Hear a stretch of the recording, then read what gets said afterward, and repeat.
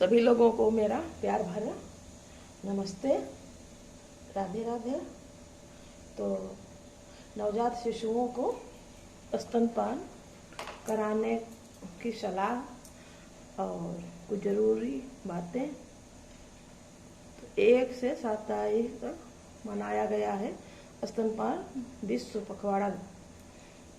पूरे विश्व में स्तनपान के बारे में महत्व बारे में सरकार भी चिंतित है, क्योंकि मेरा शिशु अगर सुरक्षित है, स्वस्थ है, तो घर सुरक्षित, जिला, प्रदेश, राष्ट्र, तो हमारे बच्चे ही हमारा बहुत बड़ा राष्ट्र है।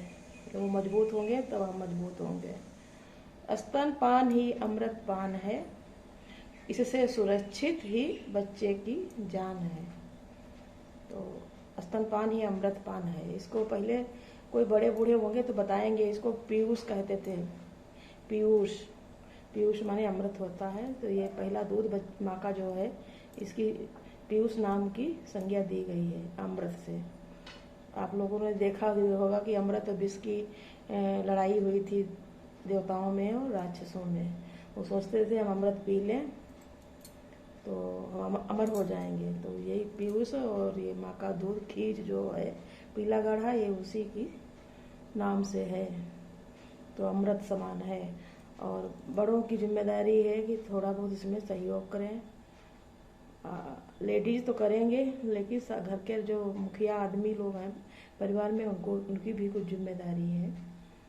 तो वो इसमें हट नहीं सकते हैं। अगर औरत और आदमी दोनों एक सिक्के के दो पहलू हैं घर में, तो दोनों पहिए होते हैं ठीक ठाक हर काम में, तभी घर की गाड़ी बढ़िया चलती है।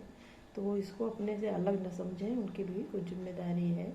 तो घर पर सामान लाना है, हरी साग सब्जी है, दाल है, फल है, दूध है। तो जब सब घर पर कोई ला के देगा तभी माँ खाएगी तभी बच्चे को दूध बढ़िया ज़्यादा मात्रा में पीने को मिलेगा। तो ये घर के आदमियों की भी जिम्मेदारी है कि घर पर सब चीज़, हर तरीके की सब्जी वगैरह लाएं, फल लाएं, दूध लाएं, जिस चीज़ की ज़रूरत हो घर पर वो लाएं। तो पीला गाढ़ा दूध हो गया है, दवाई हो गई है। अब 6 माह तक दूध ही पिलाना है और कुछ ऊपरी आहार नहीं देना है। उसके बाद तैयारी करनी है ऊपरी आहार की खुराक। 6 महीने अन्नप्राशन होता है। इसी के लिए हमारे जो पुरानी रीति रिवाज हैं बहुत ही अच्छी हैं, क्योंकि 5-6 महीने के बाद ही अन्नप्राशन, अन्न मतलब बच्चे को चखाया जाता है। तो एकदम तो कटोरी भर कोई किसी को खिलाएगा नहीं। जब चम्मच से उस दिन अन्नप्राशन होता है, उस दिन तो धीरे धीरे करके फिर उसको स्वाद आता है, फिर वो मांगता है, फिर धीरे धीरे उसकी मात्रा बढ़ाई जाती है। तो इसकी भी कुछ महिमा अलग से ही है। तो ये हम सबको समझना है कि ये रिवाजें जो हैं हमारे लिए बहुत महत्वपूर्ण जीवन का हिस्सा हैं। हमें उन्हीं के हिसाब से चलना है कि 5-6 महीने बाद अन्नप्राशन होता है और 3 साल में मुंडन होता है। तो ये हमारे लिए बहुत ही पुरानी चीज़ें जो हैं उपयोगी हैं। तो तब के लोग पढ़े नहीं होते थे, लेकिन कढ़े बहुत होते थे, समझदार बहुत होते थे। तो जो औरतें बाहर काम करती हैं उनको सरकार 6 महीने की छुट्टी देती हैं कि बच्चे की देख रेख करें, 6 महीने माँ का दूध ही पिलाएं। इसीलिए सरकार छुट्टी देती है कि माँ के दूध से बच्चा वंचित न रह जाए।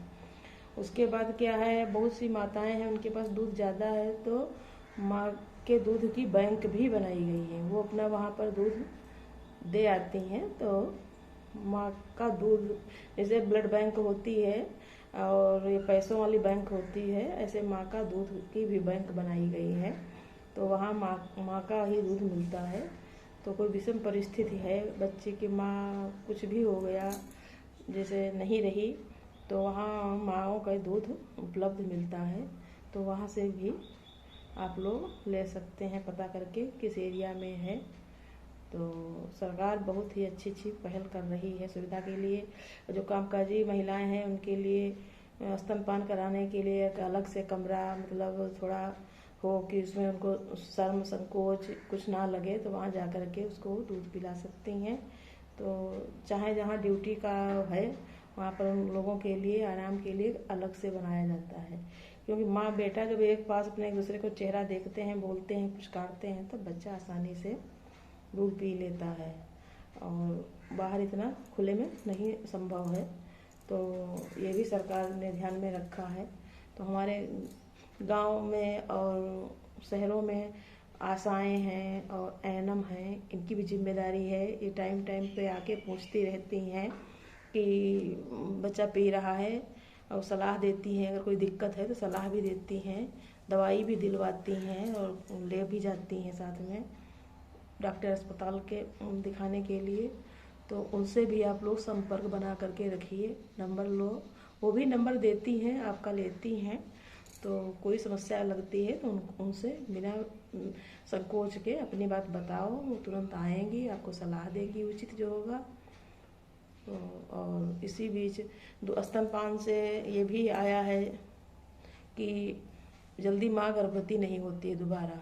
ये परिवार नियोजन का भी काम दूध करता है कि जब तक बच्चा दूध पिएगा तब तक गर्भ नहीं ठहरेगा।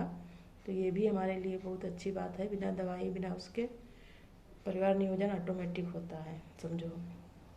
तो बच्चे कभी अच्छे, और बच्चों में अंतर भी अच्छा, 3 साल का कम से कम बच्चों में अंतर होना चाहिए। बच्चा स्वस्थ होगा। पहले क्या था, बहुत बीमारी थी, इतनी सुरक्षा नहीं थी, तो कहते थे 2-4 बच्चे होंगे तो एक आधा कोई बीमारी आती थी तो नहीं बचता था, तो सोचते थे बच्चे ज़्यादा होंगे तो 1-2 बचेंगे ही। लेकिन अब सरकार बहुत कर रही है, तो उसी के हिसाब से चलो तो बच्चा स्वस्थ रहेगा, तो परिवार छोटा ही अच्छा है।